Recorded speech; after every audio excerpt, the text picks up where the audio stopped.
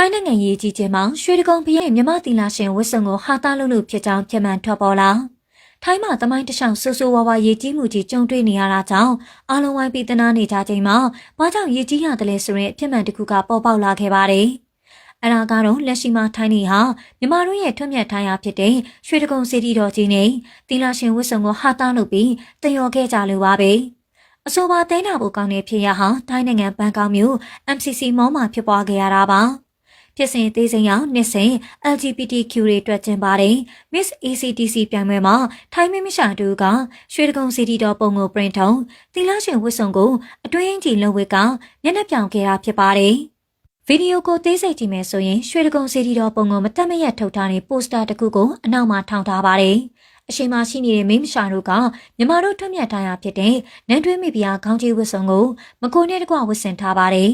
မြမနန်တွင်ယူရကိုဝစ်ဆင်ထားပေမယ့်အမူအရာကလေးစားမှုမရှိပေလှောင်ပြောင်တယောနေပြီးအဲဒီနောက်မှာမိဖုရားဝတ်စုံကိုချွတ်ချကသီလရှင်ဝတ်စုံကိုဝတ်ပြီးဟာတိုက်ခဲ့တာဖြစ်ပါတယ်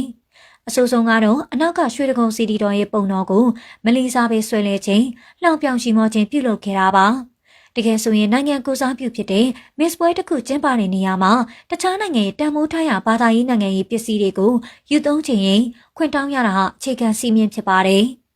တကယ်လို့ခွင့်မတောင်းမှုဆိုရင်တော့တခြားနိုင်ငံပိုင်ရှင်းကျင်းမှုဖြစ်တဲ့အတွက်ရိုးရိုးသေးသေးနဲ့လေးနက်ထားပြီးခိုင်တွယ်သုံးပြရမှာဖြစ်ပါတယ်။အခုဟာမြန်မာတို့ရဲ့လေးနက်ထားဆုံးသောဘာသာရေးပစ္စည်းဖြစ်တဲ့ရွှေတကုံစီတီတော်မြတ်ကြီးရဲ့ပုံတော်ကိုခွင့်ပြုချက်မရှိယူသုံးတဲ့အပြင်စင်ပေါ်မှာရိုင်းဆိုင်နေတာဟာအင်မတန်အကြီးတန်းတဲ့လုပ်ရဖြစ်ပါတယ်။ထိုင်းနိုင်ငံအနေနဲ့ဒီလိုအတိတရားကင်းမဲ့တဲ့နိုင်ငံသားတွေကိုရင်ဝယ်ပိုက်ထားတာရှက်တင်ပါတယ်။ LGBTQ ဖြစ်စေရိုးရိုးသားမှန်မိန်းမယောက်ျားဖြစ်စေအားလုံးဟာအခွင့်အရေးတန်းတူဖြစ်ပါတယ်။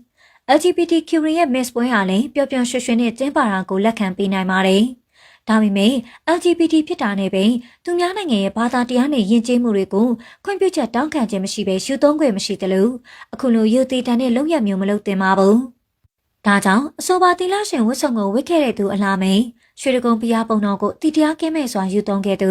National Director နဲ့တကွဒီလိုဝတ်စုံနဲ့ဖျော်ဖြေမှုကိုချပြခွင့်ပေးခဲ့တဲ့ Miss ACTC အဖွဲ့စီကိုပါထိမ့်သိမ်းမင်းမြတ်မှုတွေပြုလုပ်ဖို့လိုအပ်နေပါတယ်။လက်ရှိမှာဆိုပါမသိတော့တဲ့ဗီဒီယိုဖိုင်ဟာအွန်လိုင်းမှာရှိန်ဟုန်ကောင်းကောင်းနဲ့ပြန့်နှံ့နေပြီးနိုင်ငံတကာကလည်းမြမယဉ်ကျေးမှုကိုရှိစေအပြင်ရှုမြင်နေကြတဲ့အတွက်အမြန်ဖြည့်ရှင်းတဲ့ကိစ္စဖြစ်ပါတယ်။ကြည့်ရှုသူတွေကတရားဆိုရင်ထိုင်းလိုအာရှမှာဖွံ့ဖြိုးဖို့ကြိုးစားနေတဲ့နိုင်ငံက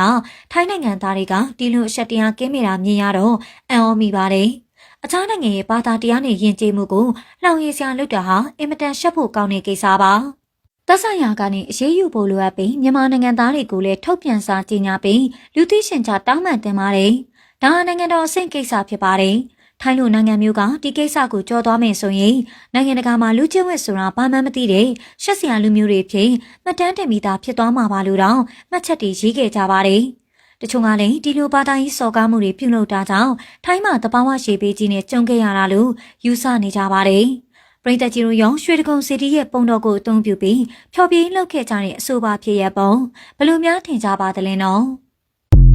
။